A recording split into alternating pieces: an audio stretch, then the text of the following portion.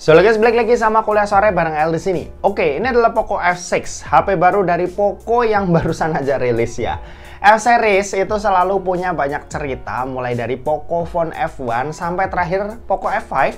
Dan kuliah sore tuh selalu bahas dan selalu suka sama HP-nya. Begitupun sama HP yang satu ini, yang ya ternyata ini di luar Nurul ya. Bayangin aja, harganya ini cuma segini, tapi spek yang dibawa itu benar-benar gokil. Dan emang pantas sih si HP ini itu disebut killernya flagship killer. Ya gimana nggak, saingannya yang duluan udah launching ya, si Realme GT6 itu tuh punya harga 8 juta. Harga yang udah nggak bisa dibilang affordable buat ya kaum mendang-mending. Ya tahu sih secara spek si Realme unggul, mulai dari kameranya yang ada telenya, terus baterainya yang lebih gede 500 mAh, sama speed ngecasnya yang udah 30 watt lebih kenceng. Udah, sisanya setara. Terus apakah worth it dengan nambah sampai 3 juta? Ya jujur aja 3 juta tuh duit yang gede ya, dan aku rasa kurang berasa worth it aja nambah segitu dengan dapetin hal-hal yang barusan aku sebutin. Oke, kita balik lagi ke Poco F6 ini. Buat desain jujur aja aku akuin punya Realme tuh lebih kelihatan keren ya. Tapi Poco F6 ini punya karakter simple minimalis yang lebih clean aja buat dilihat. Menurutku lingkaran kameranya terlalu gede nih kok, Poco. Ya bisa kali ini dikecilin lagi biar lebih manis. Buat frame bodinya ini flat, dimana di sisi atas ini ada lubang mic, air blaster, dan grill speaker. Kalau yang di sisi kanan ini ada tombol volume dan tombol power.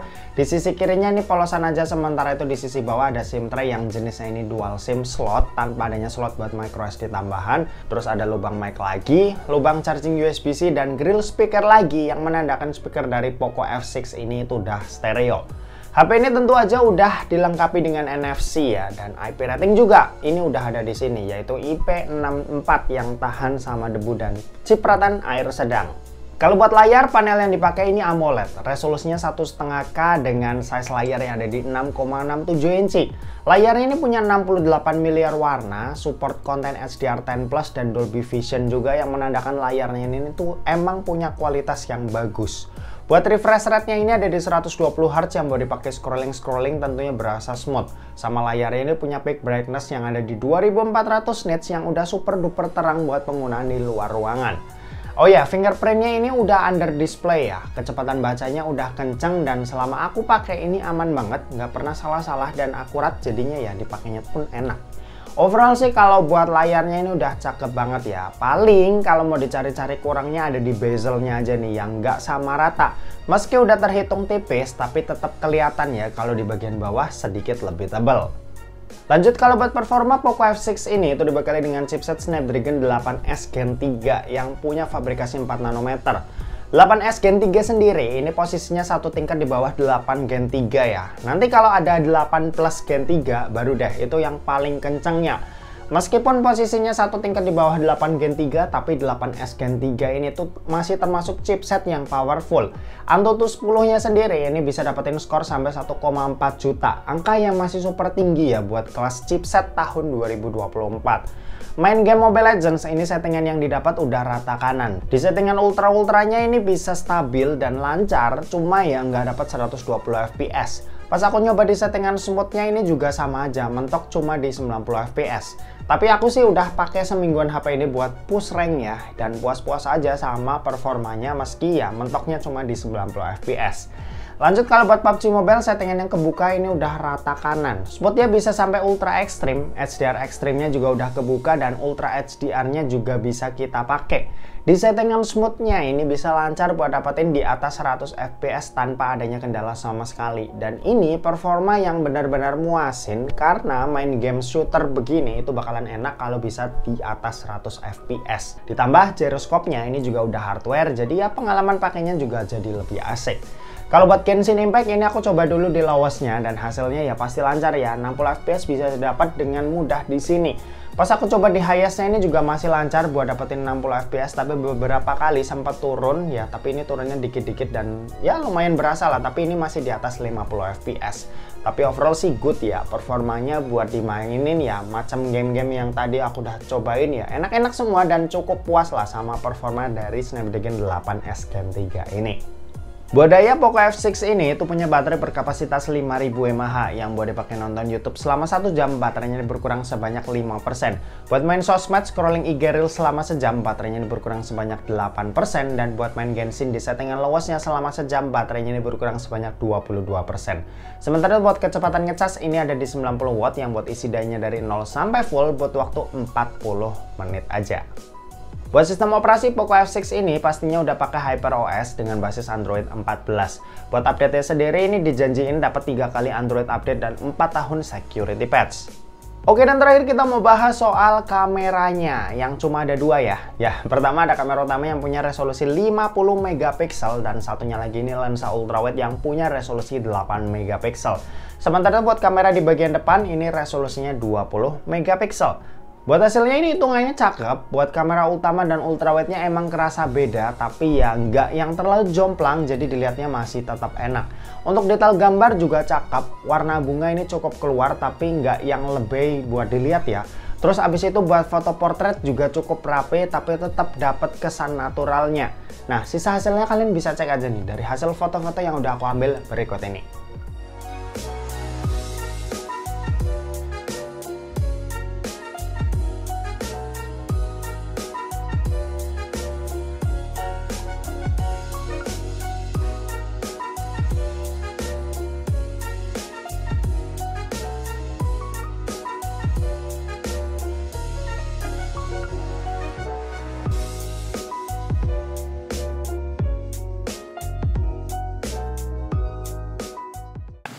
Oke, ini contoh perekaman video dari Poco F6 direkam pakai resolusi Full HD 30 fps. Di sini entah kenapa ya dia tuh nggak bisa langsung pindah-pindah lensa ketika udah ngerekam. Jadi ini kamera utamanya. Kalau kita mau ke ultrawide ya perekamannya harus dimatiin dulu. Oke, ini kita bakal coba jalan dulu buat lihat kestabilan gambarnya. Ini stabil banget ya jujur. Cuma minus nggak bisa pindah lensa aja. Nah, ini yang ultrawide hasilnya seperti ini. Kelihatan banget noisy-nya. Kayak jomplang gitu ya sama kamera utamanya.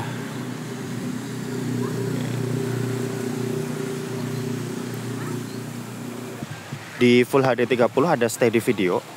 Ini jauh lebih stabil, cuma ya resiko nge-crop. Cuma menurutku kalau tanpa steady video pun videonya udah stabil, jadi aku rasa ini fitur yang nggak terlalu kepake ya. Mungkin kepake saat kalian bener-bener lagi lari aja. Cuma ya kalau dipakai jalan gini sih nggak usah pakai steady video juga nggak apa-apa. Lanjut, ini ada Full HD 60 fps. Cuma bisa lensa utama, ultrawide-nya nggak bisa.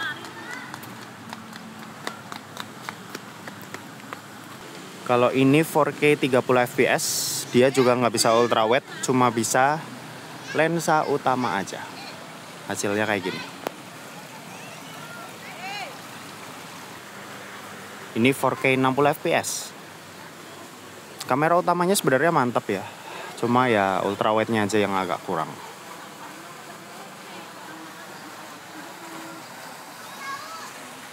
Oke, kalau ini perekaman video kamera depan Poco F6 Full HD 30 fps, hasilnya seperti ini.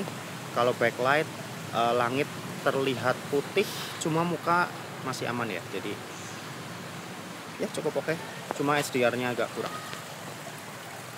Oh iya, kalau dipakai jalan kayak gini.